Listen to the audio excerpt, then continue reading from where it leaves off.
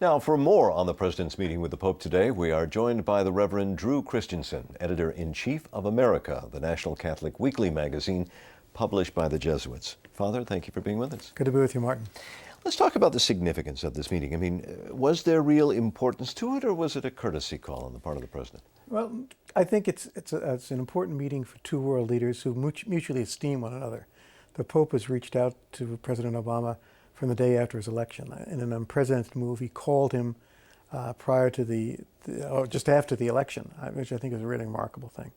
And the President, I think, has very special esteem for the Pope and for the Catholic Church and the good it does around the world, and would like to see in this meeting whether they can collaborate more closely on a host of world issues.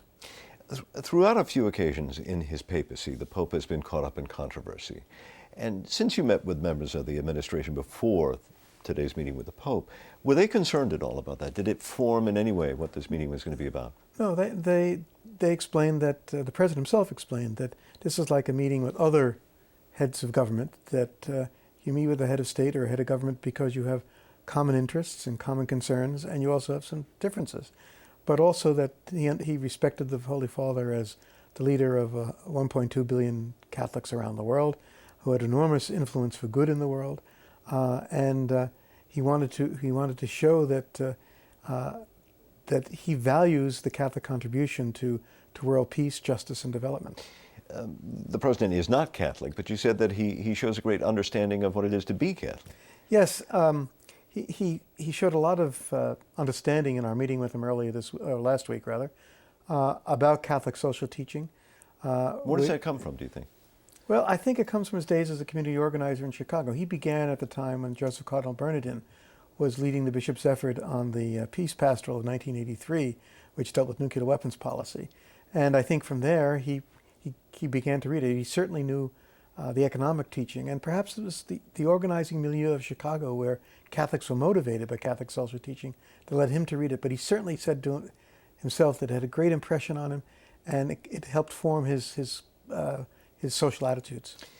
Earlier this week, just as this G8 summit was getting underway, the Pope issued what some might say is a pretty radical thinking on the global economy here. I presume it was timed to come out just as these world leaders were gathering on that very subject. Well, I don't think it was originally time for this event. I think people had anticipated for an anniversary in '07. It took this long to get it ready, and I think this was the right time to deliver it, and it had more punch as a result. Some of the teaching is rather radical. He talks about an economy of gratuity or grace and of communion. And I think by that he means he thinks business ought to keep in mind all the stakeholders that are involved in the business and their flourishing as well as the flourishing of the stockholders.